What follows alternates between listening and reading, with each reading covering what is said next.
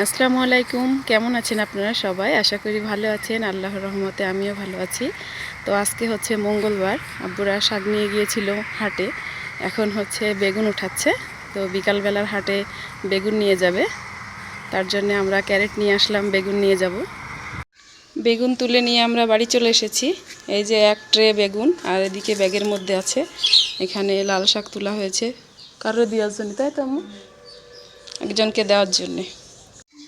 আমার মেয়ে বেঁচে চলে যাচ্ছে। আজকে মারিয়া আসলো না আম্মু?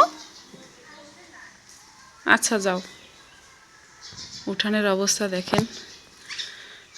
মুরগিগুলো মারা যাওয়ার পর থেকে উঠানের মোটেও কুড়ানো হয়নি। সকাল থেকে অনেক বাতাস হচ্ছে, তো পাতা উঠানে এসে ভরে গিয়েছে। আব্বাজান ঘুমাচ্ছে, আর এটাই আমার কাজের সুযোগ। তো চুলাটা এখান থেকে এখানে ট্রান্সফার করেছি, কারণ এখানে বসে হচ্ছে জানালা পরিষ্কার করব।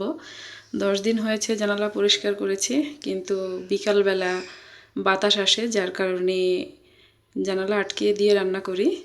তাই প্রচুর পরিমাণ তেলের ছিটা জানালায়। এই যে দেখেন, এখন এগুলো পরিষ্কার করব। জানালাটা পরিষ্কার করা শেষ করে নিয়ে এই যে আব্বাজানের জন্য ওটস রান্না করেছি, কিন্তু আব্বাজান এখন ওঠেনি, তো এখন এগুলো ঠান্ডা করতে দেব।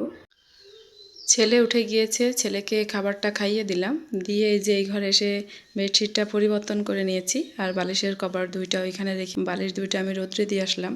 আর এদিক দিয়ে যে চাদরটা বদলিয়েছি, চাদরটা এখন ধুয়ে দেব।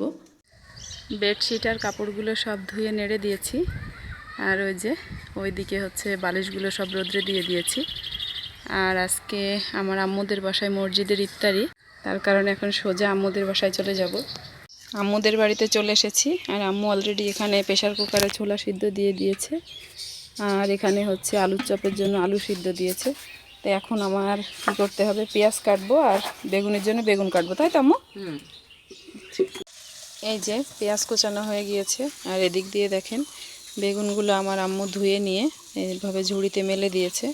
পানি থাকলে নাকি বেগুনি ভালো হয় না। আমার আম্মু সব কিছু রেডি করে নিয়েছে, এখানে বেসন আর ওইদিকে হচ্ছে পেঁয়াজুর জন্য ডাল মাখাচ্ছে, আর এই পাশে আলু ভর্তা করা হয়ে গিয়েছে। এই যে দেখেন তেলও রেডি, এখন হচ্ছে শুধু ভাজার অপেক্ষা, এখনই ভাজা হবে।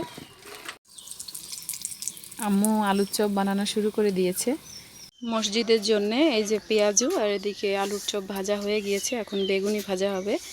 তো মসজিদে হচ্ছে 50 পিস করে লাগে, আর সেই জন্যে আগে 50 পিস করে ভেজে ঝুড়িতে তুলে নেওয়া হয়েছে।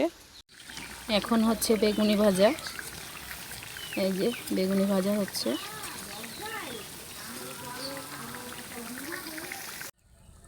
ছোলা রান্না করা হয়ে গিয়েছে, এখানে হচ্ছে 3 কেজি ছোলা রান্না হয়েছে। তো এখন মসজিদে সব কিছু চলে যাবে।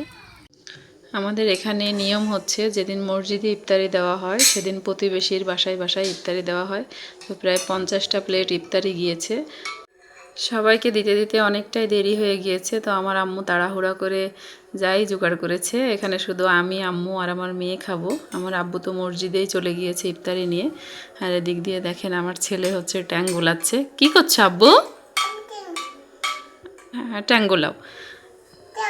তো আজকের ভিডিওটা এই পর্যন্তই, সবাই ভালো থাকবেন, আল্লাহ হাফেজ।